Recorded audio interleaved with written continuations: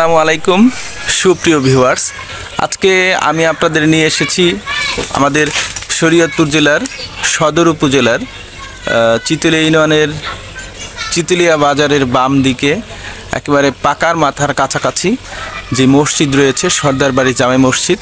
সেই সর্দার বাড়ি জামে মসজিদে আপনারা অনেকেই অবগত আছেন যে আগামীকাল রোজ শুক্রবার 22শে নভেম্বর 2024 আমাদের এই মসজিদে ওয়াজ এবং নসিহতের আয়োজন করা হচ্ছে।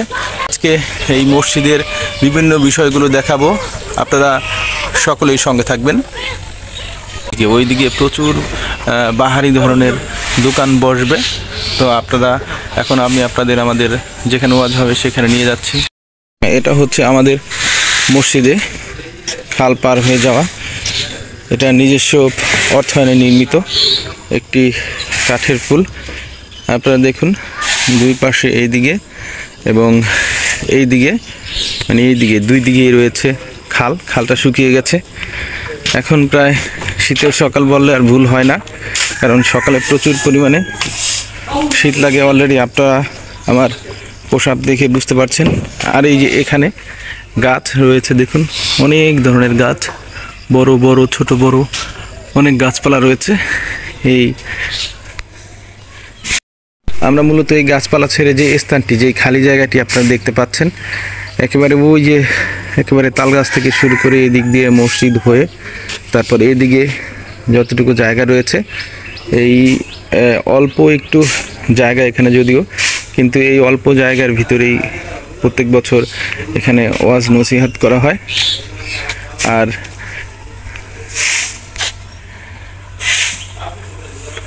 আপনারা একটু সামনে গেলে দেখবেন এটা হচ্ছে আমাদের পুকুর।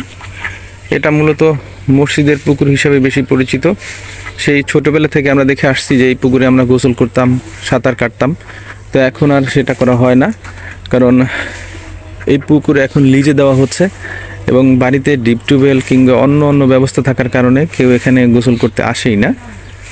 একটা সময় এই মসজিদটা গোলপাতার মসজিদ ছিল, মুরব্বির কাছ থেকে শুনেছি, কিন্তু আজকে সেই গোলপাতা থেকে টিনের ঘর থেকে ইট দিয়ে তৈরি এবং উপরে টিন শেড যেটাকে বলে, এবং পরবর্তীতে এখন বর্তমানে এখানে উপরে ছাদ দিয়ে বিল্ডিং তৈরি করা সম্ভব হয়েছে শুধুমাত্র এলাকার মানুষের বিভিন্ন ধরনের চেষ্টার কারণে। বিভিন্ন জায়গা থেকে তারা মূলত সাহায্য সহযোগিতা এখানে এনে এই সুন্দর মসজিদটি স্থাপন করেছেন। আমরা এখন মসজিদে প্রবেশ করব এবং টাইলস করা, অত্যন্ত সুন্দর টাইলস, এলাকার মুরব্বীদের পছন্দ। এবং আমি দাঁড়িয়ে আছি মূলত একটি কার্পেটের উপর, কার্পেটও বেশ খানি সুন্দর। এইখানে এদিকে হচ্ছে পশ্চিম, সবাই আমরা এইদিকে করে মূলত আল্লাহর কাছে প্রার্থনা করি। আজকে আমি আপনাদের নিয়ে যাচ্ছি মসজিদের মিনারে। এটা হচ্ছে মসজিদের মিনার, একেবারে 3 তলা বিশিষ্ট মিনার। সিঁড়ি দিয়ে ধীরে ধীরে উপরে উঠছিলাম। মসজিদের উপরে দেখতে পাচ্ছেন অনেক সুন্দর প্রাকৃতিক দৃশ্য।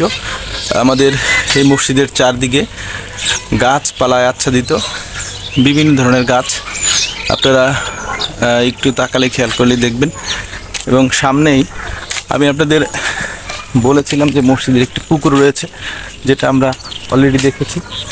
এই দেখুন, এটা হচ্ছে মূলত মসজিদের পুকুর। ফিরিয়ে ঠিক সামনেই রয়েছে অনেক সুন্দর গাছপালা, বিশেষ করে পেঁপে গাছ, নারকেল গাছ, আর এখানে কিছু মরিচ গাছও রয়েছে।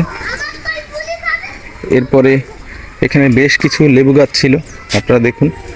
আর ওই পাশেও কিছু, মসজিদের ওই সাইডে কিছু লেবু গাছ রয়েছে এবং সামনেই একটি লাউ গাছের ঝাঁকা আমরা দেখতে পাচ্ছি। এগুলো কিন্তু সাধারণ না, আপনার নারকেল গাছ না। এই নারকেল গাছগুলো একটু উন্নত, সমৃদ্ধ এবং অনেক বেশি নারকেল হবে।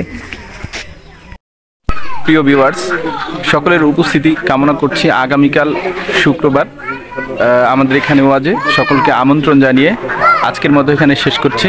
আবার হয়তো আপনাদের সাথে দেখা হবে অন্য কোথাও ততক্ষণ সাথেই থাকুন। আসসালামু আলাইকুম।